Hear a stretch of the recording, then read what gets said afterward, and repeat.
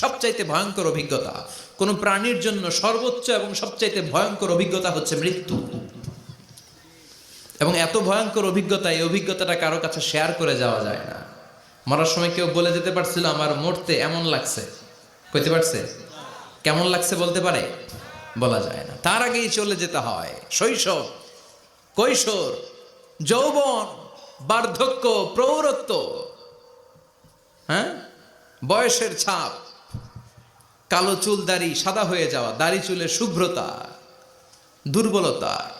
This is the circle of life. ছোট্ট ছিলাম, বড় হলাম, সিঙ্গেল ছিলাম, ডাবল হলাম, তারপরে বাবা হলাম, তারপরে শ্বশুর হলাম, তারপরে নানা হলাম, তারপরে চলে যেতে হবে। This is the circle of life. বিশ্বনবী বললেন আমার উম্মতি মা বাইনা সিত্তিনা ইলা সাবঈন, আমার উম্মতের গড় বয়স হলো 60 থেকে 70। এই উম্মতের গড় বয়স কত? 60 থেকে 70। ওয়া আকাল্লুহুম মাইয়াজুজু জালিক, অল্প কিছু মানুষ আছে যারা 70-এর বেশি হায়াত পায়। এখানে 70-এর বেশি আছেন কারা? হাত তোলেন দেখি তো। কয়জন? একজন, দুইজন, তিনজন। মাশাআল্লাহ, আল্লাহ আরো হায়াত দেখ, আল্লাহ এদেরকে আরো হায়াত দারাজ করুক। চিল্লায় বলেন আমিন। তার মানে আমার উম্মতি মা বাইনা সিত্তিন ইলা সাবঈন, বিশ্বনবী বললেন এই উম্মতের গড় বয়স 60 থেকে 70, আর 70-এর বেশি হায়াত পাবে। ওয়া আকাল্লুহুম মাইয়াজুজু যালিক, 70-এর বেশি পাবে হাতে গোনা, গুনে বের করে ফেলা যায় একজন, দুইজন, তিনজন। বাকি সব 60-এর আগে নাই। ঠুস চিল্লা এখন ঠিক কিনা?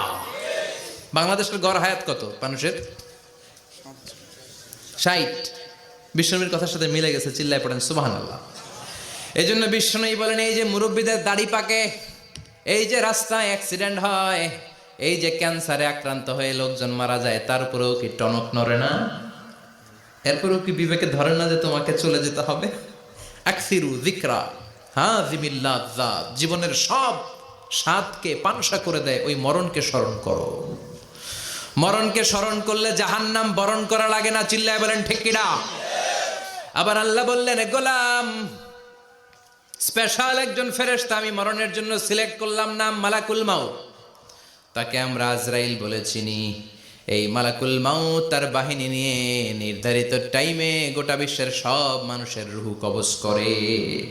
অন টাইম নাকি দেরি করে? মালাকুল মাউত আগেও আসে না, পরেও আসে না। সুবহানাল্লাহ পড়েন। সাইয়েদনা সুলাইমান আলাইহিস সালামের জামানাতে ওনার এক ওয়াজির ছিল, মন্ত্রী। ওই মন্ত্রীকে নিয়ে উনি বৈঠক করতেন। ওনার সময় উনি মালাকুল মাউতের সাথে বৈঠক করতেন। শুনতেছেন? আপনাদের মনোযোগ আছে তো? উনি বৈঠকে বসেছেন, মালাকুল মাউতও বসা, ওয়াজিরও বসা। হঠাৎ মালাকুল মাউত ওয়াজিরের দিকে বড় বড় চোখ করে তাকাচ্ছে।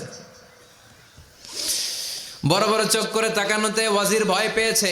হঠাৎ মালাকুল মাউত চলে গেল। ওয়াজির বলে ও সুলাইমান আলাইহিস সালাম, এই যে লোকটা বড় বড় চোখ করে আমার দিকে তাকালো, এটা কে?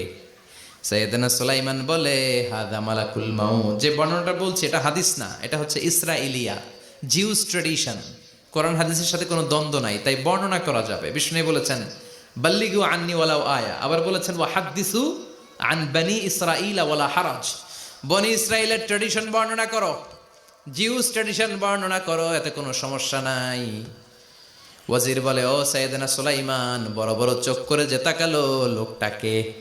সাইয়েদনা সুলাইমান বলে হাদা মালাকুল মাউত, এটা মৃত্যুর ফেরেশতা। ওয়াজিরের কলিজায় পানি নাই। এটা কি ফেরেশতা? শুনে তো পিলে চমকে গিয়েছে। কয় কি? মালাকুল মাউত তো আমার চিনে ফেলাইছে, বাড়ি চিনে ফেলছে, আমার খবর আছে। সাইয়েদনা সুলাইমান আলাইহিস সালাম জিনদেরকে দিয়ে কাজ করাতেন, মেঘমালাকে দিয়ে কাজ করাতেন, বিশাল সিংহাসন নিয়ে পৃথিবীর প্রাচ্য থেকে পাশ্চাত্যে ঘুরে বেড়াতেন।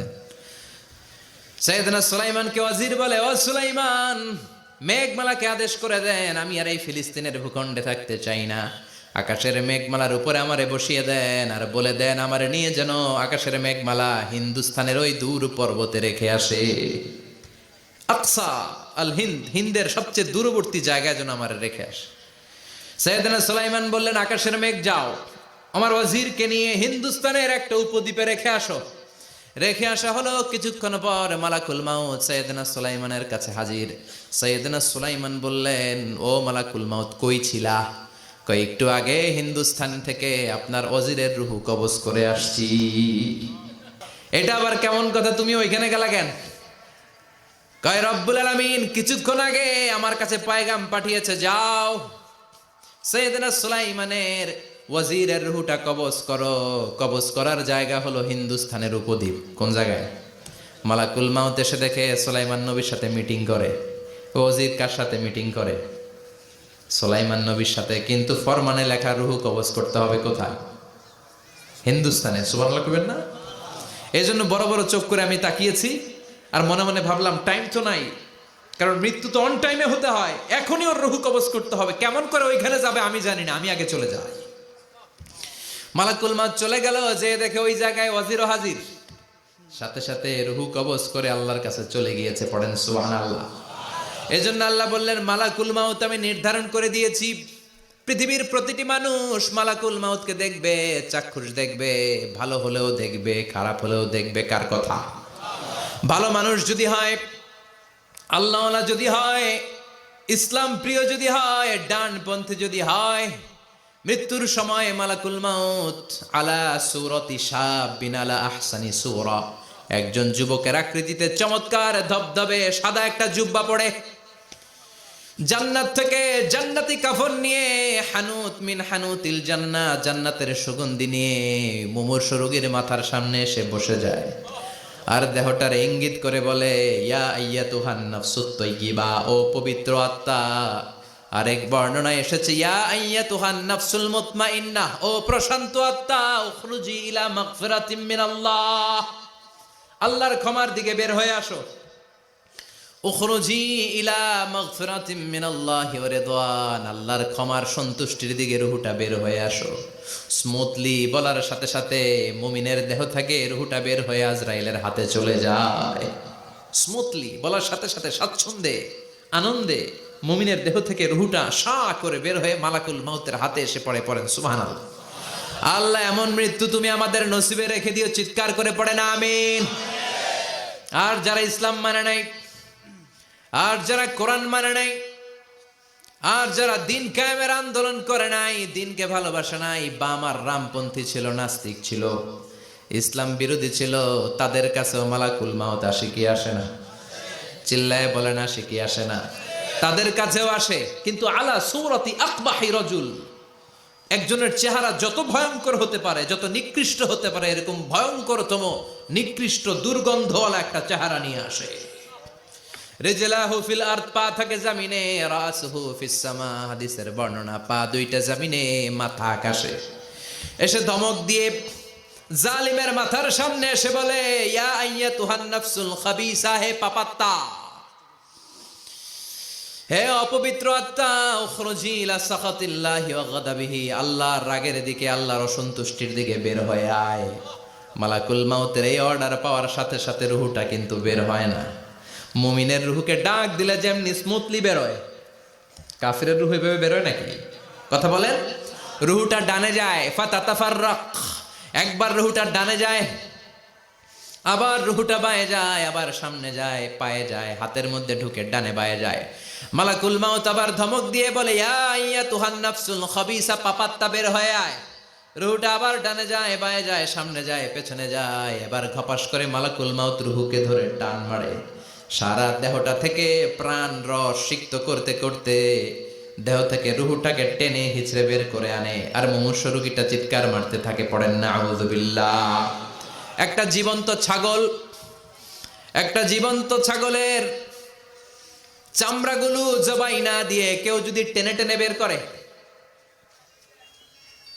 ছাগল জবাই হয় নাই কিন্তু চামড়া এক পাশ থেকে টেনে টেনে টেনে হিচড়ে আপনি গা থেকে বের করলে যত কষ্ট হয়, এর চেয়েও বেশি কষ্ট দিয়ে মালাকুল মাউত বামপন্থী আর কাফেরদের রুহুটা দেহ থেকে বের করে আনে। পড়েন না আউযু বিল্লাহ।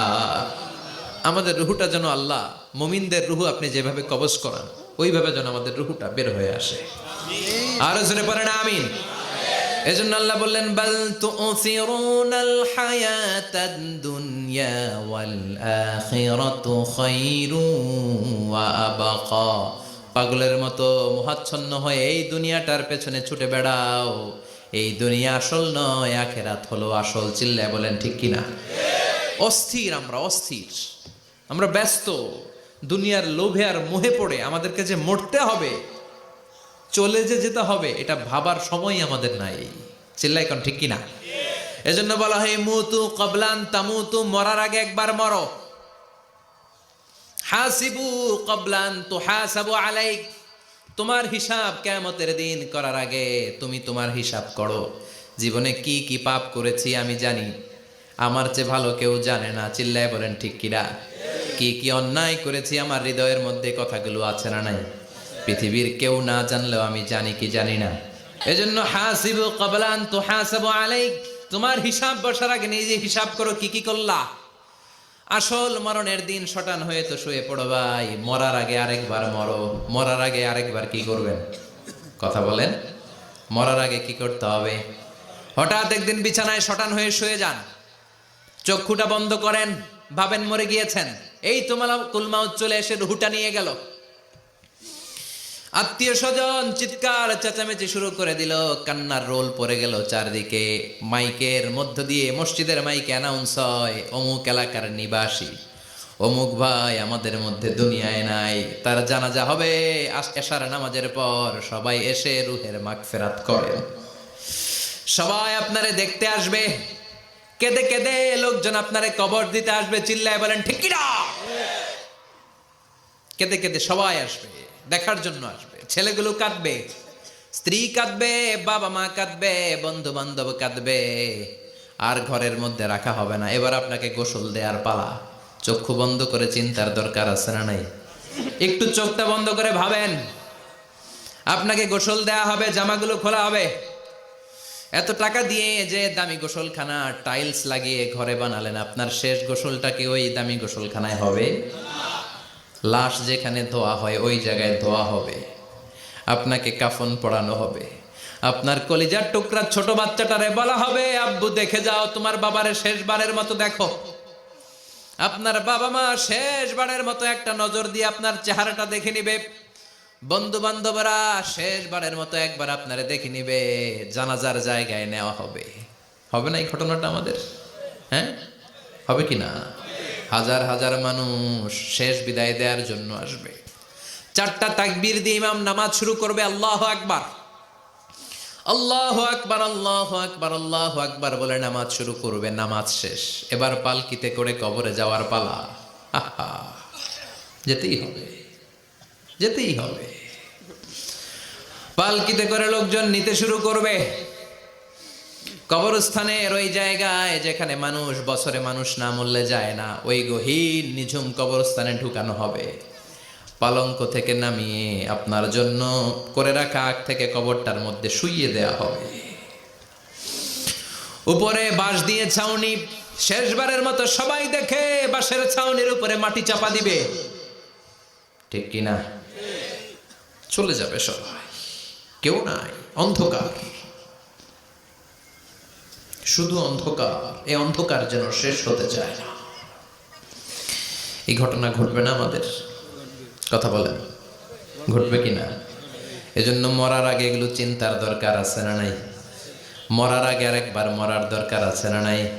এজন্য রব্বুল আলামিন বলেন, বাল তুসিরুনাল হায়াতাদ দুনিয়া ওয়াল আখিরাতু খায়রুন ওয়া আবকা। এই দুনিয়ার জীবনটাকে তোমরা আসল জীবন মনে করো, এটা আসল জীবন নয়। আসল জীবন হলো কবরের জীবন। চিল্লায় বলেন ঠিক কিনা? এজন্য লাইফটা হলো one time, one chance. Second কোনো চান্স আপনাকে দেয়া হবে নাকি? কাফেররা বলবে, ইয়া রাব্বি আরেকটা সুযোগ দেন। লাউ আন্না লানা কাররা ইয়ানি মাররা, আল্লাহর একটা সুযোগ যদি পেতাম দুনিয়াতে ভালো করে আসতাম। আল্লাহ বলবেন, ইন্নাহা কালিমাতুন কাইলুহা, এটা শুধু তাদের মুখের কথা, তাদেরকে আবার সুযোগ দিলেও তারা কিচ্ছু করবে না। চিল্লায় এখন ঠিক কিনা? এজন্য একটা চান্স আমরা পেয়েছি, এই দুনিয়ার ওয়ান চান্সে আমরা ভয় পাবো একজনকে। চিল্লায় বলেন তিনি কে? এজন্য যেতে আমাদেরকে হবে। এই মরণ থেকে পালানোর কোনো সুযোগ কেউ পালাতে পারে নাই। এই মরণ হলো আখিরাতের প্রবেশদ্বার। মরণ নামক পালকিতে চড়ে আমরা কবরের ভেতরে ঢুকি। মরণ হলো প্রথম পর্ব, কবর হলো দ্বিতীয় পর্ব। যেরকম ঠিক কিনা? এজন্য বিশ্বনবী বললেন, আল কবর রাউদাতুম মিন রিয়াদিল জান্নাহ আও হুফরাতুম মিন হুফারিন নার। কবর হলো কারো জন্য জান্নাতের বাগান, কারো জন্য জাহান্নামের গর্ত। আমরা বলি, আল্লাহ আমাদের কবরটারে জান্নাতের বাগান বানাও। আরো জোরে পড়ে না আমিন। আবার বিশ্বনবী বললেন, ইন্নাল কবরা আউয়াল মানজিল মিন মানাজিলিল আখিরাহ। কবর হলো আখিরাতের মানজিলগুলোর প্রথম মানজিল। আখিরাতে একটার পরে একটা অনেকগুলো স্টেশন আপনাকে পার হতে হবে। প্রথম স্টেশনটার নাম হলো কবর। প্রথম স্টেশনের নাম কি? এই কবর নামক স্টেশনে যদি আপনি মাফ পেয়ে যান, সামনের সব স্টেশনগুলোতে মাফের ব্যবস্থা করবে কে? আল্লাহ। আর কবর নামক স্টেশনে যদি ধরা খেয়ে যান, আপনার মায়ের আছে না নাই? লাশটাকে যখন রাখা হয়, লাশটা চিনে কে আমারে রাখলো, কে আমাকে ধৌত করলো, কে আমারে কাফন পড়ালো। এজন্য বিশ্বনবী বলেছেন, মুমূর্ষের সামনে বসে বসে পড়ো, লা ইলাহা ইল্লাল্লাহু মুহাম্মাদুর রাসূলুল্লাহ। লাকিনু মাউতাকুম লা ইলাহা ইল্লাল্লাহ। মুমূর্ষের সামনে দাঁড়িয়ে দাঁড়িয়ে পড়ো, লা ইলাহা ইল্লাল্লাহ। এই লা ইলাহা হচ্ছে জীবিতদের জন্য কালিমা, আর আমরা মরার পরে এই জিকির করি। ঠিক কি না? আমাদের দেশের অনেক জায়গায় লাশ নিয়ে কবরে যাওয়ার সময় লা ইলাহা পড়ে না। না, এটা আগের জিকির, মরার আগের জিকির। মরার আগে আপনাকে অ্যানাউন্সমেন্ট দিতে হবে, আল্লাহ ছাড়া কোনো ইলাহ নাই, বিশ্বনবী হচ্ছেন শেষ নবী এবং রসুল। চিল্লায় বলেন ঠিক কি না? লাশটাকে যখন রেখে দেয়া হয়, বিশ্বনবী যত মানুষকে কবরে রেখেছেন তারপরে দাঁড়িয়েছেন আর বলেছেন, ইস্তাগফিরু লিআখিকুম, তোমার ভাইদের জন্য তোমরা দোয়া করো। ফাইন্নাহুল আনা ইউসআল, এখনই তাকে কবরে সওয়াল করা হবে। কবরে প্রশ্ন আছে না নাই? কথা বলেন। বিশ্বনবী খাদিজাতুল কুবরা, ওনার প্রথম স্ত্রী খাদিজাতুল কুবরা তাহেরাকে কবরের মধ্যে রেখে দিয়ে কাঁদতে শুরু করলেন। চোখের পানি ছেড়ে অনেক দোয়া করলেন। দোয়া শেষে সব সাহাবারা ঘরে ফিরে যায়, বিশ্বনবী যায় না।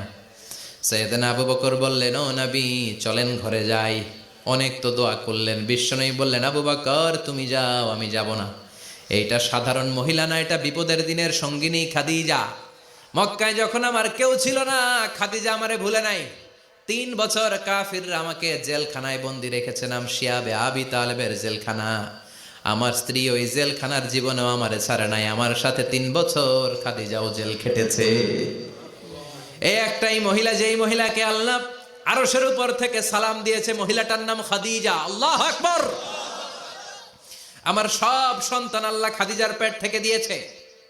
ফাতেমাতুজ জোহরা খাদিজার মেয়ে, জাইনাব খাদিজার মেয়ে, উম্মে কুলসুম খাদিজার মেয়ে, রুকাইয়া খাদিজার মেয়ে, আবুল কাসেম বিশ্বনবীর ছেলে খাদিজার ছেলে, আব্দুল্লাহ যাকে তাইয়্যিব এবং তাহের নামে আমরা চিনি, সেও খাদিজার ছেলে। সুবহানাল্লাহ।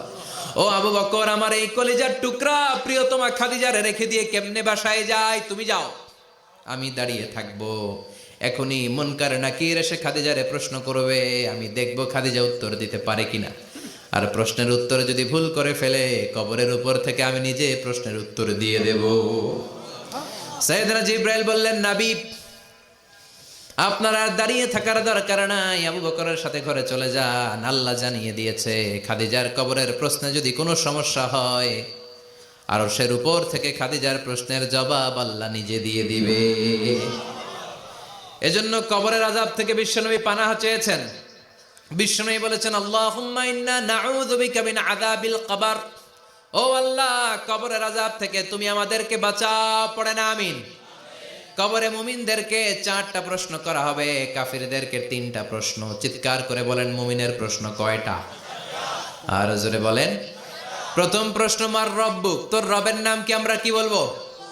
আল্লাহ আমারে রব, এই রবি আমার সব, দমে দমে তনু মনে তারি অনুভব। আল্লাহ আমারে রব, এই রবি আমার সব। পড়েন আমিন। দ্বিতীয় প্রশ্ন, আমার দিন, উত্তর দিনের নাম কি? ধর্মের নাম কি?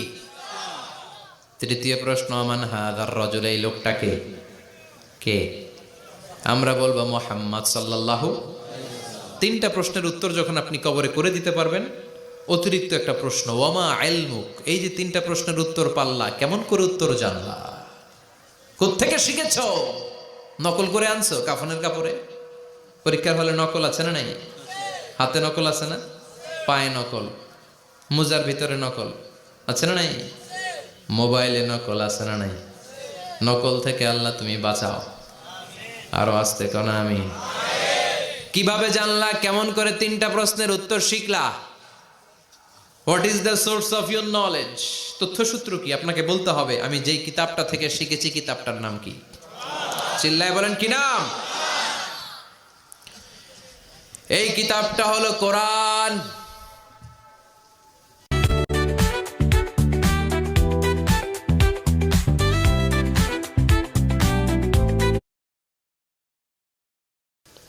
আপনাকে বলতে হবে কোরআন থেকে আমি শিখেছি, বিশ্বনবীর হাদিস থেকে আমি শিখেছি। 4টা প্রশ্নের উত্তর যখন পারবেন, ফেরেশতারা বলবে আহলান সাহালান, খোশ আমদেদ, কংগ্রেচুলেশন, বাহ বাহ, তুমি তো চমৎকার পেরেছো। ফায়ুফসাহু লাহু কবরুহু 70 যিরাআন, মুমিন বান্দার কবরটা 70 হাত লম্বা করে দেয়া হবে। ইফতাহু লাহু বাবুন ইলাল জান্নাত, জান্নাতের দিকে তার কবর থেকে একটা দরজা বানিয়ে দেয়া হবে। জান্নাতের সুঘ্রাণ ঠান্ডা বাতাস এসে তার কবরের ভিতরে ঢুকতে শুরু করবে। ইলবাসু লিবাস মিন আহলিল জান্নাত, জান্নাতীদের পোশাক তার গায়ের মধ্যে পরিয়ে দেয়া হবে। আল্লাহু আকবার। আর বলা হবে নাম কানাউমিল আরুস, বাসর রাতে বর যেমনি কনেকে নিয়ে ঘুমিয়ে যায়, তুমিও একটা ঘুম দাও। আলহামদুলিল্লাহ পড়ে মুমিন বান্দা আনন্দের একটা ঘুম দিবে। ইসরাফিলের সিংগার আওয়াজ ছাড়া পৃথিবীর কোনো কিছুই তার আগে ঘুম ভাঙতে পারবে না। আল্লাহ আমরাও যেন সেদিন কবর একটা মজার ঘুম দিতে পারি, তুমি তৌফিক দাও। জোরে পড়েন আমিন। এবার বামপন্থী নাস্তিক আর কাফেরদের পালা, ইসলাম বিদ্বেষীদের পালা, আলেম ওলামাদের শত্রুদের পালা, ইসলামকে যারা বিজয়ী শক্তি হিসেবে মানতে পারে নাই তাদের পালা। চিল্লায় এখন ঠিক কিনা? ওদেরকেও একই প্রশ্ন, রব কে? ওরা বলবে আমি জানি না। আমাদের উত্তর আল্লাহ। ওরা বলবে আমি কিচ্ছু জানি না, আমি সব ভুলে গেছি, আমার মাফ করে দেন, আমি কিছুই জানি না।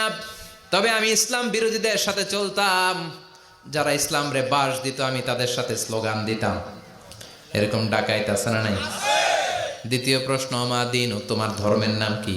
কয় আমার ধর্ম নাই, আমার ধর্ম কর্ম নাই, আমি খালি দুনিয়া কে মজা লেলো, দুনিয়া তোমারই হ্যায়, আমি খালি দুম্মা চলে দুম। আছে না নাই? আমি শুধু মৌজ মাস্তিতে ব্যস্ত ছিলাম, আমার দুনিয়া নাই, দিন নাই, আখেরাত নাই, রবকে আমি জানি না, ধর্মকে জানি না। ইসলাম বিরোধী রাজনীতি আমি করতাম, মাও সেতুংয়ের রাজনীতি, কার্ল মার্কসের রাজনীতি, বুশের রাজনীতি, ডোনাল্ড ট্রাম্পের রাজনীতি, বামপন্থীদের রাজনীতি। চিল্লা এখন ঠিক কিনা? কোনো ধর্ম নাই। এই লোকটাকে চিনো কিনা বলো। বিশ্বনবীর চেহারা দেখিয়ে বলা হবে এই লোকটাকে, কয় জানি না। এরে আমি মানতাম না, এরে আমি গালে দিতাম। এরকম জাহান্নামের নরকীট আর পিতৃ পরিচয়হীন জারদ সন্তান বাংলার দেশেও আছে না নাই? এই মহামানবটাকে গালি দিয়ে পৈশাচিক আনন্দ পায়। পত্রিকায় লিখে, ব্লগের মধ্যে লিখে, ইন্টারনেটে কার্টুন বানিয়ে বানিয়ে পৈশাচিক ফুর্তি করে। এগুলো জাহান্নামের কীট, এগুলো জারদ সন্তান, বাপ মায়ের ঠিক নাই। চিল্লা এখন ঠিক কিনা? আমার নবীরে যারা গালি দেয় এগুলোর বাপ মায়ের ঠিক আছে? এগুলোর কোনো গোড়া আছে? এগুলোর কোনো শেকড় আছে? এগুলো আগাছা। চিৎকার করে বলো ঠিক কিনা? বলবে আমি জানি না। ফেরেশতারা বলবে দাঁড়া, আমরা জানি। তোর সাথে কেমন আচরণ করতে হবে আমাদেরকে ট্রেনিং দিয়েছে কে? এইবার শুরু হবে মাইর। কি শুরু হবে? কথা বলেন, মাইর। ফায়ুদরাবু বিমা তারিকা মিন হাদিদ, লোহার হ্যামার দিয়ে শুরু হবে মাইর। এক একটা হ্যামারের বাড়িতে মাথাটা ফেটে চূর্ণ বিচূর্ণ হয়ে যাবে, দেহটা জামিনের ভেতরে 70 গজ ডুবে যাবে, দেবে যাবে। ওর চিৎকারে কবরস্থানটাও থারথার করে কাঁপবে। আবার জামিনকে বলা হবে ইলতাইমি, চাপা দে। জামিনে ঢুকে যাওয়ার পরে জামিনের এপাশ থেকে একটা চাপা, মাটি চাপা, বাম দিক থেকে মাটি চাপা, 2 চাপায় ডান দিকের পাজর বায়ে চলে যাবে, বাম দিকের পাজর ডানে চলে আসবে। ওর চিৎকারে কবরস্থানটা থার থার করে কাঁপবে। আল্লাহ এই ধরনের পরিস্থিতি থেকে তুমি আমাদেরকে বাঁচাও। আরো চিৎকার করে বলে না আমিন। এজন্য কবরের এই প্রস্তুতি নেওয়ার দরকার আছে না নাই? কোরআনের পক্ষে থাকার দরকার আছে না নাই? ইসলামের পক্ষে থাকার দরকার আছে না নাই? ইসলামী আন্দোলনের সাথে থাকার দরকার আছে না নাই? ইসলামের বিজয় চাওয়ার দরকার আছে না নাই? যে লোক ইসলামের বিজয় চায় না, যে লোক চায় না ইসলাম দিয়ে দেশ শাসিত হোক, যে লোক চায় না কোরআনটা সংসদ ভবনে নেতৃত্ব দেখ, তার অন্তরে ঈমান থাকতে পারে নাকি? এই জন্য মৃত্যু থেকে যতই পালিয়ে বেঁচে থাকতে পারবা নাকি? পারা যাবে? চিল্লায় বলেন। কোন নবীরা পারছে? আদম আলাইহিস সালাম মৃত্যু থেকে বেঁচে গেছে না? মরছে? কথা বলেন না। উনি পৃথিবীর একমাত্র মানুষ যিনি জানতেন যে উনি কতদিন বাঁচবেন। সুবহানাল্লাহ পড়েন। উনি জানতেন উনি কতদিন বাঁচবেন। কেন আল্লাহ জানালেন? এর কারণ মৃত্যু কি এটা উনি জানেই না, কেমনে মরে দেখেই নাই, কষ্ট কি জানে না। আমরা আমাদের দাদাকে মরতে দেখেছি, বাবাকে মরতে দেখেছি, মামাকে মরতে দেখেছি, মরণের কত কষ্ট আমরা দেখি, এজন্য ভয় আছে না নাই? আদম আলাইহিস সালামের দাদা আছে নাকি? বাবা, মামা, খালু, শালা আছে? নাই। এজন্য মৃত্যু যে কেমন এটা উনি জানতেন না। এজন্য আল্লাহ জানিয়ে দিলেন, আদম পৃথিবীতে তুমি 1000 বছর বাঁচবা। আলফু সানা লাম্মা খালাকাল্লাহু আদম ওয়া কানা তুলুহু 60 যিরাআন। বুখারীর বর্ণনা, সাইয়েদনা আদম আলাইহিস সালামকে বানানোর পরে আল্লাহ 60 হাত লম্বা বানালেন। কয় হাত? জোরে বলেন, আরো জোরে। 60 হাত লম্বা। এরপরে ওনার ঔরসে পৃথিবীতে যত নারী আসবে, পুরুষ আসবে রুহের জগতে, সবগুলো রুহুকে বসিয়ে দিলেন বৈঠকে। সুবহানাল্লাহ। বিশাল কনফারেন্স রুম। আমরাও ছিলাম না? আমাদের রুহুটাও ছিল। সাইয়েদনা আদম বললেন, আল্লাহ এরা কারা? আল্লাহ বললেন, আদম এগুলো সব তোমার সন্তান। সাইয়েদনা আদম অবাক দৃষ্টিতে, অপলক নয়নে নিজের সন্তানদের রুহগুলো দেখতেছিলেন। দেখতে দেখতে হঠাৎ একটা রুহুকে ভালো লেগে গেল। বললেন, আল্লাহ এটা কার রুহু? আল্লাহ বললেন, এটা দাউদ আলাইহিস সালামের রুহু। পড়েন সুবহানাল্লাহ। আল্লাহ এটাকে দেখতে বড় ভালো লাগে, কার রুহু? এটা তোমার ছেলে নবী হবে, নবী দাউদের রুহু। কাম উমরুহ, আল্লাহ দুনিয়াতে সে কয়দিন বাঁচবে? আল্লাহ বললেন, 40 সানা, 40 বছর। কয় বছর? সবাই বলেন, কয় বছর? 40 বছর। সাইয়েদনা আদম বললেন, মাবুদ আমার এত সুন্দর কলিজার টুকরা সন্তান দাউদ আলাইহিস সালামকে দুনিয়াতে মাত্র 40 বছর আপনি কেন দিলেন? আল্লাহ প্রথম মানুষ এবং নবী হিসেবে আপনার কাছে ফরিয়াদ করি, আমার ছেলে দাউদের বয়স বাড়ায়া দেন। আল্লাহ কয়, না, হাদা কদ কুতিবা, এটা লেখা হয়ে গেছে। রুফিআতিল আকলাম ওয়া জাফফাতিস সুহুফ, লিখে ফেলছি, কলম শুকায় গেছে, কালি শুকায় গেছে, এটা চেঞ্জ করা যাবে? সাইয়েদনা আদম বললেন, আল্লাহ আমি বাঁচবো কয় বছর? কয় তুমি থাকবা কয় বছর? আলফু সানা, 1000 বছর। মনে আছে? আল্লাহ আমার 1000 বছরের দরকার নাই, আমি আমার 1000 বছর থেকে 60 বছর আমার ছেলে দাউদরে আমি দিয়ে দিলাম। আদম আলাইহিস সালামের 1000 বছর থেকে 60 বছর যদি দান করে দেয়, ওনার আর কত রইল? 940। আর 60 বছর যদি দাউদ নবীর 40 বছরের সাথে যোগ দেয়া হয়, উনি পেলেন কয় বছর? 100। সাইয়েদনা আদম পৃথিবীতে আসলেন, এসে থাকতে শুরু করলেন। দিন গড়িয়ে রাত আসে, মাস গড়িয়ে বছর আসে, বছর যায় বছর আসে। ঠিক 940 বছর পর মালাকুল মাউত আদম আলাইহিস সালামের কাছে আসলেন। বললেন, আনা মালাকুল মাউত উকিলা বিকুম, আপনাদের জন্য আল্লাহ আমাকে বানিয়েছে রূহ কবজ করতে। ও আদম, আবুল বাশার, পৃথিবীর প্রথম মানব, প্রথম নবী, আপনার সময় শেষ, রেডি হন। কি হন? খেলা শুরু হবে, এখনই রূহ কবজ করে নিয়ে যাব। সাইয়েদনা আদম বলে, এখন আসছো কেন? আমার আরো 60 বছর বাকি আছে। মালাকুল মাউত বলে, না, আপনি রূহের জগতে আল্লাহর কাছে আপনার সন্তান দাউদকে কয় বছর দিয়েছিলেন? 60 বছর। এজন্য 940 বছর আপনার জন্য লেখা। আমি এখন আপনার রূহ কবজ করতে চাই। সাইয়েদনা আদম বলে, আমি মানি না, আমি কাউরে দেই নাই 60 বছর, আমি দেই নাই, আমি আরো বাঁচব, আমি আরো বাঁচবো, 60 বছর আমি বাঁচবো, আমি কি দেইটাই নাই। মিয়া যাও। মালাকুল মাউত আল্লাহর যে বলে, আল্লাহ দেয় নাই বলে, আসলে ভুলে গেছে। আসলে আফাতুল ইলমি আন নিসিয়ান, মানুষ ভুলে যায়, মানুষ বড্ড ভুলে যায়। আমরা অনেক সময় খাইয়াও কই খাই নাই, অনেক কিছু আপনি দিছিলেন, কিন্তু ভুলে যাই গলার নিচ দিয়ে নামার পরে কই তুমি কিচ্ছু দেও নাই। আছে না নাই? নাসিয়া আদম ফানাসিয়া বানু, আদম আলাইহিস সালাম ভুলে গেছেন, তাই আমরাও ভুল করি, ঠিক কিনা? এজন্য আমাদের নেতারাও বলে এটা দেব ওটা দেব, নির্বাচনের পর সব ভুলে যায়। আছে না নাই?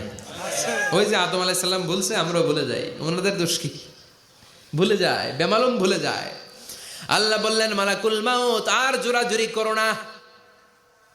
940 নয়, ঠিক 1000 বছর পরে আদমের কাছে যাবা। আমি আমার আদমের ভাগ্যে এই জিনিসটাই রেখে দিয়েছিলাম রে মালাকুল মাউত। আমি আগ থেকে এটাই রেখেছি, আমি জানতাম সে ভুলে যাবে। চিল্লা এখন সুবহানাল্লাহ। তার মানে পৃথিবীর সবচাইতে লম্বা মানুষ, 60 হাত লম্বা, এত শক্তিশালী আদম আলাইহিস সালাম শ্রীলঙ্কাতে প্রথম নেমেছিলেন। এক লাফ দিলে আধা মাইল চলে যাইতেন। সুবহানাল্লাহ। কি লম্বা মানুষ, থাকতে পারছে? কথা নাই, ঘুমে ধরছে? শেষ করে দেই। হ্যাঁ, আরো কয়েক মিনিট চলবে? চলবে চলবে। তাকবীর দেন, লিল্লাহি তাকবীর। আদম আলাইহিস সালাম চলে গেলেন। ওনার পরের নবী ইদ্রিস আলাইহিস সালাম, উনি মরে নাই। ইদ্রিস আলাইহিস সালাম মরছে, কে বলছে? উনিও মরেছেন। তবে ওনার মৃত্যুর আজীব এক ঘটনা আছে, অনেক লম্বা কথা। এক ফেরেশতার সাথে ওনার বন্ধুত্ব হয়েছিল। বলেছিলেন আমি আকাশ দেখতে চাই, আল্লাহর কাছে অনুমতি চাই। আল্লাহ বলল ঠিক আছে, ইদ্রিসকে আকাশে ঘুরাও। প্রথম আকাশে ঘুরলেন, দ্বিতীয় আকাশে ঘুরলেন, তৃতীয় আকাশে ঘুরলেন, চতুর্থ আকাশে ঘুরলেন। ইন দ্য মিন টাইম চতুর্থ আসমানে মালাকুল মাউত পৃথিবীর দিকে নেমে আসছিল। ওই ফেরেশতা বলে মালাকুল মাউত আপনি কই যান? মালাকুল মাউত বলে একটু আগে আল্লাহ ফরমান জারি করেছে, চতুর্থ আসমানে আমার নবী ইদ্রিসের রূহ কবজ করো। সুবহানাল্লাহ।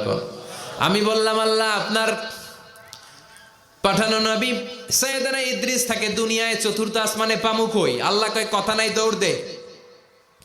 আমি দৌড় দিলাম, এসে দেখি ইদ্রিস আলাইহিস সালাম এখানে রেডি। সুবহানাল্লাহ। ওয়া রাফা'নাহু মাকানান আলিয়্যা। ইদ্রিস আলাইহিস সালামের রূহ কবজ দুনিয়ায় হয় নাই, চতুর্থ আকাশের মধ্যে হয়েছে। একটু চিৎকার করে পড়বেন সুবহানাল্লাহ। এরপরে সুলাইমান আলাইহিস সালাম, উনি তো মরে নাই, মরছে?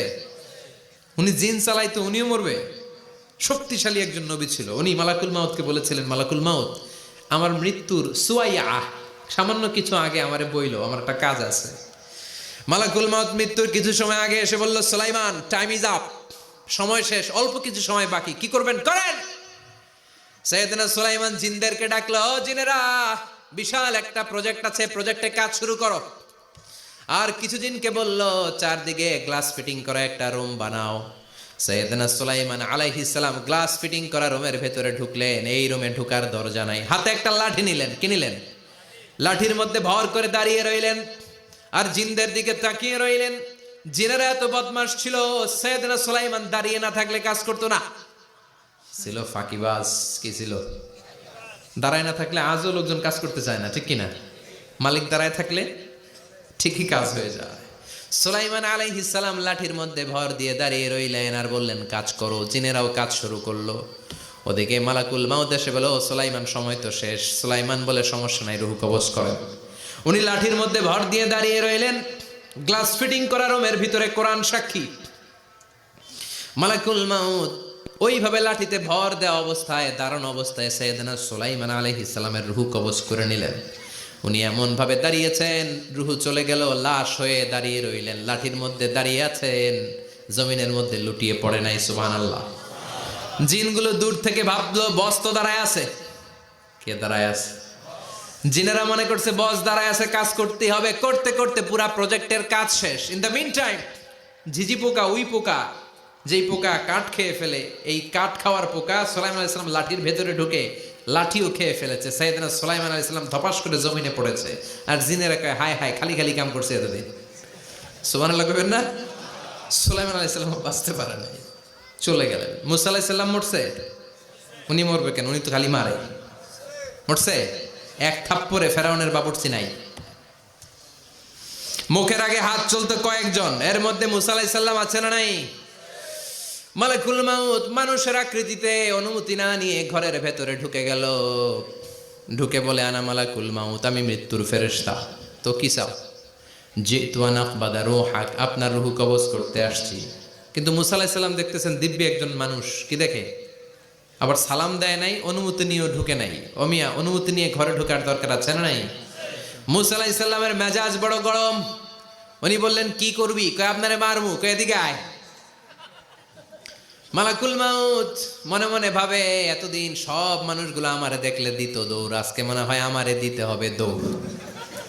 এক পা গায়ে দুই পা পেছায় সাহস করে সামনে গেলেন। আবার মুসা আলাইহিস সালাম দিলেন এরকম থাপ্পড়। ফাসাক্কাহু ফাফাকু আইনা, বুখারীর বর্ণনা, এক থাপ্পড়ে চোখ নাই। ঠিকই মালাকুল মাউত দৌড়, এক দৌড়ে আল্লাহর কাছে। আল্লাহ বললেন রাখো, এটা মুসা আলাইহিস সালাম, তার মেজাজ বড্ড গরম, আমাকে কথা বলতে হবে। আল্লাহ বললেন মুসা, বুখারীর বর্ণনা, গরুর পিঠের উপর হাত রেখে দাও। রাখা হলো। তোমার হাতের নিচে গরুর যত পশম, প্রত্যেক পশমের বিনিময়ে এক এক বছর করে হায়াত বাড়িয়ে দিলাম। মুসা আলাইহিস সালাম অনেক চালাক নবী। উনি বললেন আল্লাহ, আমার হাতের নিচে যদি গরুর 2000 পশম থাকে, তার মানে 2000 বছর হায়াত বাড়িয়ে দিলেন, কিন্তু এক্সট্রা হায়াত যখন শেষ হয়ে যাবে এরপরে কি হবে? আগে ওইটা বলেন। আল্লাহ বললেন সুমাল মাউত, তারপরে তো মুসা মরতেই হবে, আসতেই হবে।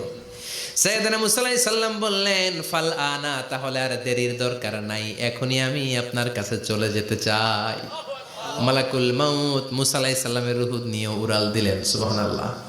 বাঁচতে পারছে?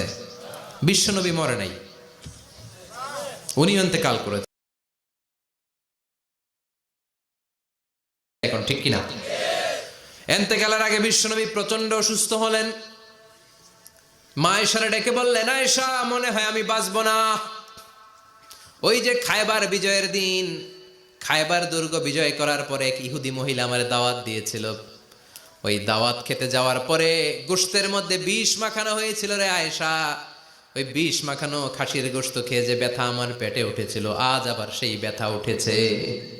বিশ্বনবী ওই বিষ খাওয়ানো গোশতের কারণে ইন্তেকাল করেছেন, তার মানে বিশ্বনবী শাহীদ। জামা আল্লাহু বাইনা নবুওয়া ওয়া শাহাদা, আল্লাহ বিশ্বনবীকে শুধু নবী বানায় নাই, শহীদ হিসেবে কবুল করেছে। সুবহানাল্লাহ কবেন না? প্রচন্ড অসুস্থ, উনি ছাড়া মসজিদে নববীতে কেউ ইমামতি করার সাহস পায় না। বিশ্বনবী বললেন আবু বকর তুমি যাও, আবু বকরও যায় না। বিশ্বনবী বললেন পানি আনো। বিশ্বনবী পানি দিয়ে ওযু করলেন। ওযু করে কয়েকজন সাহাবীকে ধরে উঠতে চাইলেন, আবার ধপাস করে বেহুশ হয়ে পড়ে যায়। বিশ্বনবী উঠতে পারে না। আবার বললেন ঠান্ডা পানি আনো। পানির ভেতরে বিশ্বনবী 2 হাত ঢুকিয়ে দিয়ে ঠান্ডা ভিজা হাত দিয়ে চেহারার মধ্যে মাসে করলেন আর বললেন ইন্নালিল মাউতিলা সাকারাত, হায়রে মৃত্যুর কি যন্ত্রণা, হায়রে মৃত্যুর যে কি কষ্ট। ও মিয়া, বিশ্বনবী যদি মৃত্যুর কষ্টে কাতরায়, আমাদের অবস্থা কি? আমাদের নসিবে কি আছে? আল্লাহ তুমি বাঁচাও, পড়ে না আমিন। বিশ্বনবী কাঁদছেন, সাহাবারা একের পর এক দেখতে আসে, কান্নার রোল পড়ে গেল চারদিকে। বিশ্বনবীর কলিজার টুকরা নয়নের পুটুলি সাইয়্যিদাতুনা ফাতিমা বিশ্বনবীর কান্না সহ্য করতে পারে না। বিশ্বনবীকে ধরে মা ফাতিমা, সাইয়্যিদাতুনা ফাতিমা বিলাপ করা শুরু করে দিলেন, চিৎকার দিয়ে কান্নাকাটি শুরু করে দিলেন আর বললেন ওয়া কুরবাবা, ওয়া কুরবাবা, হায় হায় আমার বাবার কি কষ্ট, আহা আমার বাবার কি কষ্ট হচ্ছে। বিশ্বনবী বললেন ফাতেমা তুমি কেঁদো না, আমার কষ্ট আজকের পরে আর থাকবে না, আজকে তোর বাবার সব কষ্ট বন্ধ হয়ে যাবে। কি যেন কানে কানে বললেন, ফাতেমা আরো কেঁদে দিল। আবার কানে কানে কি যেন বললেন, ফাতেমা হেসে দিল। বিশ্বনবীর ইন্তেকালের অনেক পর মা আয়েশার কাছে ফাতেমা বললেন, আমি যখন প্রথমে কেঁদেছিলাম আব্বা বলেছিল আমি আর বাঁচব না রে ফাতেমা। আবার কানে কানে একটা কথা বলার পরে হেসেছিলাম, আব্বা বলেছিল আমার পরে আমার পরিবার বর্গের মধ্য থেকে সর্বপ্রথম তোমার সাথে আমার দেখা হয়ে যাবে রে ফাতেমা। অল্প কয়েক মাসের ব্যবধানে সাইয়্যিদাতুনা ফাতেমা উনিও ইন্তেকাল করলেন। বিশ্বনবী শোয়া থেকে উঠতে পারে না। এক সাহাবীকে দেখলেন মেসওয়াক করছে। বিশ্বনবী মেসওয়াকের দিকে তাকিয়ে রইলেন। বিশ্বনবীর নিথর দেহটা পড়ে আছে। আয়েশারা যে বলবে আয়েশা মেসওয়াক দাও, বলতে পারে না। মা আয়েশা বুঝতে পেরে মেসওয়াক আনলেন, বিশ্বনবীকে মেসওয়াক করিয়ে দিলেন। এবার বিশ্বনবী বললেন, ও আবু বকর শোনো, আল্লাহ আমাকে অপশন দিয়েছে। কি দিয়েছে? আল্লাহ বলেছে নবী আজীবন থাকতে চাইলে থাকেন, আর আসতে চাইলে চলে আসেন। আমি থাকতে না চেয়ে আল্লাহর কাছে চলে যাওয়ার ইচ্ছা করলাম। সাইয়েদনা আবু বকর কান্না জুড়ে দিলেন। বিশ্বনবী বললেন আসসালাত আসসালাত, ও আমার উম্মতেরা নামাজ তরক করো না। ইন্তেকালের আগে বললেন নামাজ ছেড়ে দিও না, আর বললেন ওয়ামা মালাকাত আইমানুকুম, তোমাদের অধীনস্থ কর্মচারীদের সাথে খারাপ আচরণ করো না, ঘাম শুকানোর আগে পয়সা দিয়ে দিও। আর হাত দুটো উঁচু করে বললেন আল্লাহুম্মা ইলার রাফিকিল আলা, ও আল্লাহ আমি আপনার কাছে যেতে চাই। এই কথাটা বলে বিশ্বনবীর হাত দুইটা ধপাস করে জামিনে পড়ে গেল, বিশ্বনবীও চলে গেলেন। থাকতে পেরেছে কেউ? চিল্লায় বলেন। এজন্য আমরা আল্লাহর কাছে ইমানি মৃত্যু চাই। কি মৃত্যু? আমরা উত্তম মৃত্যু চাই। চিল্লায় বলেন কি মৃত্যু? এজন্য মরণের আগে ইমান নিয়ে মরার দরকার আছে না নাই? বিশ্বনবী দোয়া করতেন আল্লাহুম্মা রযুকনা হুসনাল খাওয়াতিম, ও আল্লাহ আমাদের শেষটা যেন ভালো হয়। শেষ কথা বলি, এদিকে তাকান, মনোযোগ আছে? বলতেন আল্লাহুম্মা রযুকনা হুসনাল খাওয়াতিম, ও আল্লাহ আপনি আমাদেরকে ইমানের মৃত্যু দেন, আমাদের শেষটা ভালো করেন। কারণ সব ভালো তার শেষ ভালো। জানেন না এটা আপনারা? সব ভালো তার শেষ ভালো। আজীবন ইসলামের পক্ষে, আজীবন নামাজি মুত্তাকি, মরার আগে কাফের হয়ে মরে, এরকম আছে না নাই? মরার আগে শাহবাগের মঞ্চে উঠে ভাষণ দেয়, ভাইয়েরা আমার, আছে না নাই? আবার আজীবন কাফের, ইসলামের বিরোধী, ইন্তেকালের আগে কালিমা পড়ে সব মাফ করায়, আছে না নাই? বিশ্বনবীর শ্বশুর আবু সুফিয়ান, নাম শুনছেন? বদরের যুদ্ধে বিশ্বনবীর বিরুদ্ধে, মক্কায় বিশ্বনবীরে ঘুমাতে দেয় নাই, উহুদের যুদ্ধে বিশ্বনবীর সাথে ফাইট, খন্দকের যুদ্ধে বিশ্বনবীর সাথে মারামারি, আহজাবের যুদ্ধে কিলাকিলি, সারাটা জীবন বিশ্বনবীর সাথে মারামারি, মক্কা বিজয় কালিমা পড়ে মুসলমান হয়েছে। গোটা জীবনে যা অন্যায় করেছে সব মাফ করে দিয়েছে কে? এজন্য আমরা আল্লাহরে বলি, আল্লাহ কালিমাটা পড়তে পড়তে যেন আমরা মরতে পারি। চিৎকার করে পড়ে না। হাদের ময়দানে এক সাহাবা যুদ্ধ করতে লাগলেন।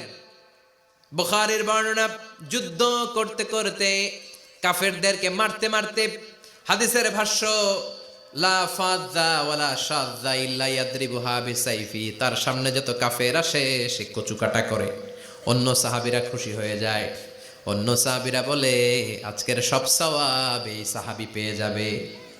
কিন্তু বিশ্বনবী হঠাৎ করে একটা কথা বললেন, ওই কথা শুনে সাহাবীরা অবাক। বিশ্বনবী বললেন হুয়া ফিন্নার, ও জাহান্নামে যাবে। কই যাবে? জিহাদের ময়দানে এক মুজাহিদ সাহাবী কাফেরদেরকে মেরে শেষ, কিন্তু বিশ্বনবী বললেন কই যাবে? কথা কয় না। এক সাহাবী কয় ঘটনা কি? এত বড় মুজাহিদ ফি সাবিলিল্লাহ কেন জাহান্নামে যাবে? আমি লুকিয়ে লুকিয়ে দেখি।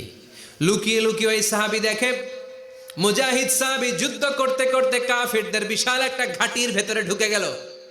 মারতে মারতে মারতে মারতে হঠাৎ এক কাফেরের আঘাতে এই মুজাহিদ সাহাবীর ডান হাতটা কাটা পড়ে গেল।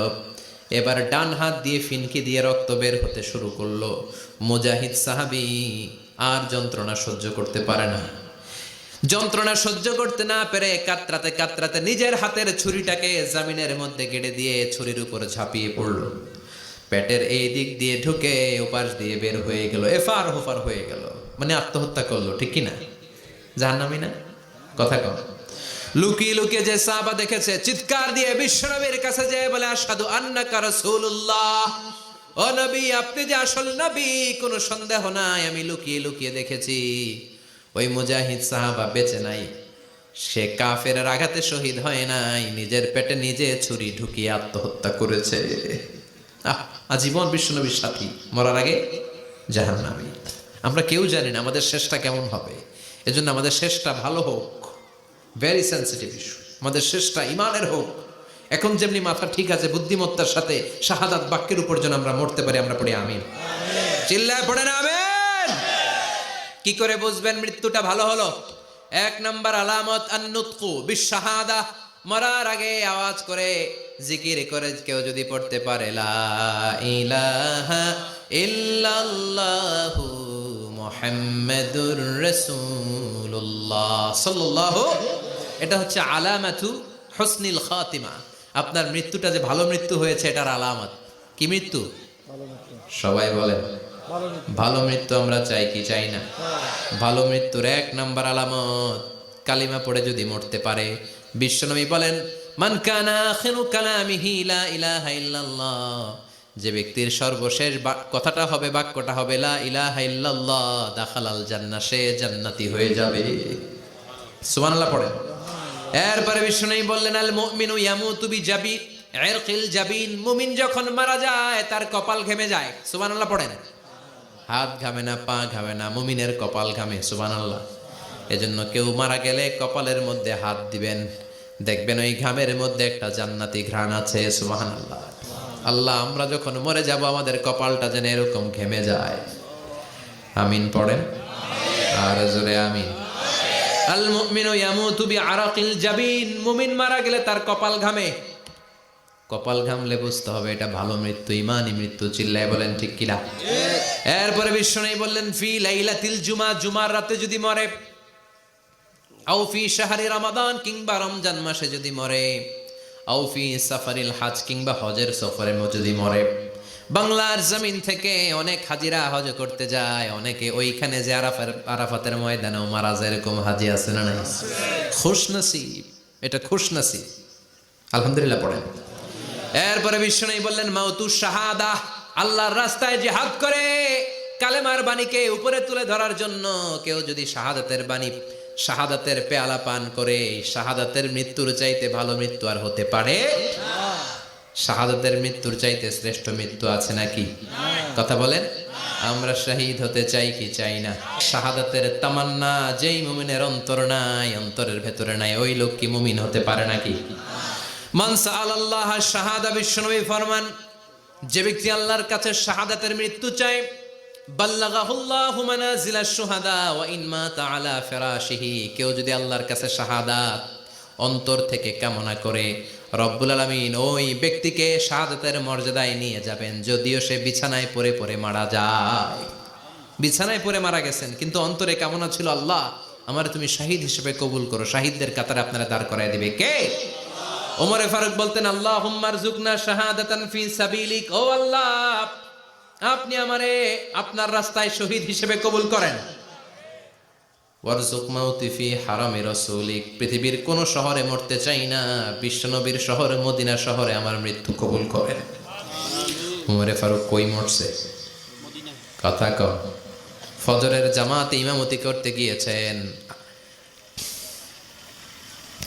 মাওলাল মুগীরা আবু লুলু আল মাজুসি, মাওলাল মুগীরার আঘাতে অ্যাসাসিনেটেড বাই মুগীরা, স্টেবিং করেছে। এখানে তিনটা আঘাত করেছে, একটা এখানে, একটা পাজরে, একটা নাভির মধ্যে, নাভি কেটে দুই ভাগ। ওনাকে খাবার দেয়া হলো নাবিজ, দুধ মাখানো নাবিজ। ওই নাবিজের দুধ নাভি দিয়ে বের হয়ে যায়। উনি বললেন কে মেরেছে আমাকে? বলল অগ্নি উপাসক। শুকরিয়া করে বললেন আল্লাহ আমারে কোনো মুসলিম মারে নাই, কোনো মুমিন মারে নাই। উনি বেহুশ ছিলেন, হুশ ফিরে সবাই রে বললেন আসল্লান নাস, ফজরের যেই নামাজটা আমার ইমামতিতে শুরু হয়েছে, এক রাকাতের পর আমাকে মারা হলো।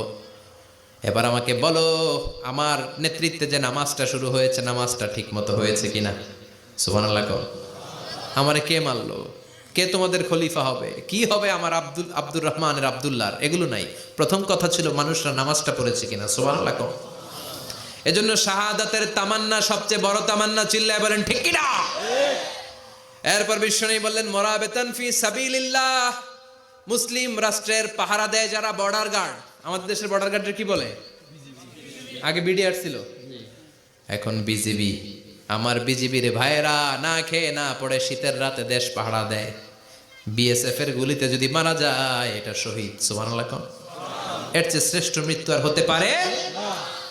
এরপরে আল মাউতু আলা আমালিন সালেহ, কোন ভালো কাজের উপর মরণ।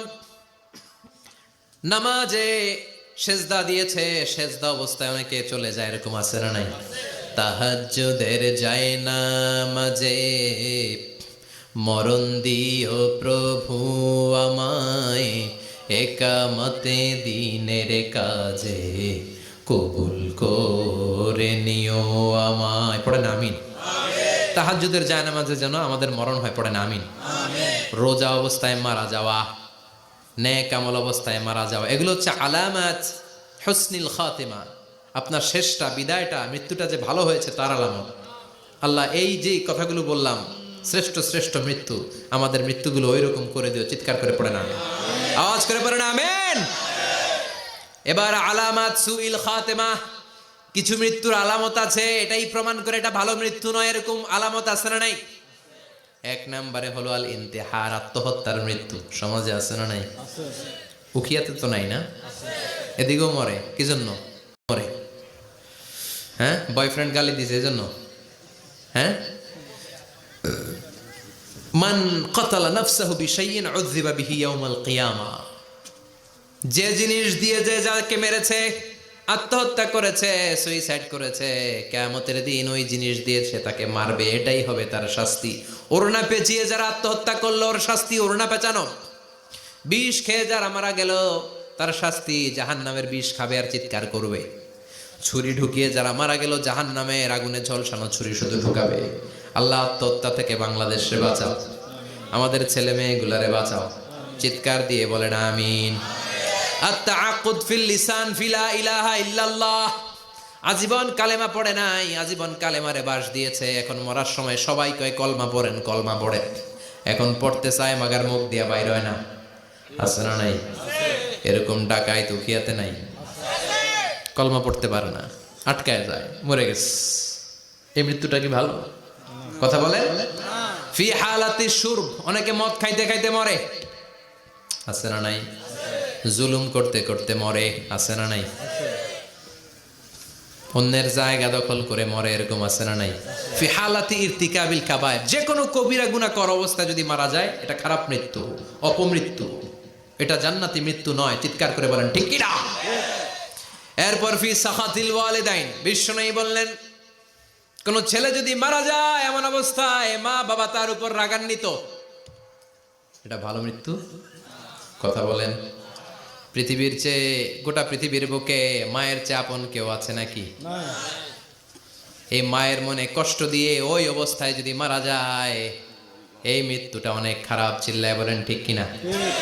এজন্য মায়ের সাথে খারাপ আচরণ করবেন নাকি? কথা বলেন। যার মা নাই সে জানে মা না থাকার কি জ্বালা, ঠিক কিনা? যখন রাত্রি নিঝুম এই চোখে ঘুম, একলা শুধু ঘরে, তোমায় মনে পড়ে মাগো, তোমায় মনে পড়ে। যখন রাত্রি নিঝুম এই চোখে ঘুম, একলা শুধু ঘরে, তোমায় মনে পড়ে মাগো, তোমায় মনে পড়ে। এজন্য মায়ের দোয়া সবচেয়ে বড় দোয়া। মা রেগে আছে, মা বদদোয়া দিয়েছে, বাবা বদদোয়া দিয়েছে, বাবা আপনার উপর অসন্তুষ্ট, ওই অবস্থায় ছেলে মরলে এটা কি ভালো মৃত্যু? এরপরে স্বামী যদি নাখোশ থাকে স্ত্রীর উপর, স্বামী যদি স্ত্রীর উপর রেগে থাকে, অসন্তুষ্ট থাকে, ওই অবস্থায় স্ত্রী যদি মারা যায় এটাও খারাপ মৃত্যু। চিল্লায় বলেন এটাও খারাপ মৃত্যু। এরপরে লাউ ফারিহাল মুসলিমুনা বিমাউতি, কোন লোক মারা গেলে যদি এলাকার মুসলমানরা খুশি হয় এটা কি ভালো মৃত্যু নাকি? কোন লোক মারা গেলে এলাকার মুসলমানরা যদি আল্লাহর শুকরিয়া করে এটা কি ভালো মৃত্যু নাকি? আমরা কি ভালো মৃত্যু চাই নাকি খারাপ? আমরা শাহাদাতি মৃত্যু চাই, ইমানের মৃত্যু চাই। পড়ে না আমিন। এজন্য রাব্বুল আলামিন বলেন বাল তুসিরুনাল হায়াতাদ দুনিয়া ওয়াল আখিরাতু খায়রুন ওয়া আবাকা। ক্ষণস্থায়ী দুনিয়াটাকে তোমরা বড় মনে করো, এটা বড় না, বড় হলো আখিরাতের জীবন। এজন্য আখিরাতের জীবনের জন্য প্রস্তুতি দরকার আছে না নাই? মরণ হচ্ছে সবচেয়ে বড় প্রস্তুতি, মরণের চিন্তা। মান কানা ওয়াইদান ফাল মাউতু ইয়াকফি, যে নিজেকে সোজা করতে চায় মৃত্যুর চিন্তাই তার জন্য যথেষ্ট। আজকের এই আলোচনার পরেও কি আমাদের টনক নড়বে না? আজকের এই কথাগুলোর পরেও কি মৃত্যু নিয়ে আমরা ভাববো না? আজকের আলোচনার পরেও কি আমার হিসাব শুরু হওয়ার আগে আমি একটু নিজের হিসাব কষে নিব না? আল্লাহ আমাদের সবাইকে কথাগুলো বুঝার ও আমল করার তৌফিক দান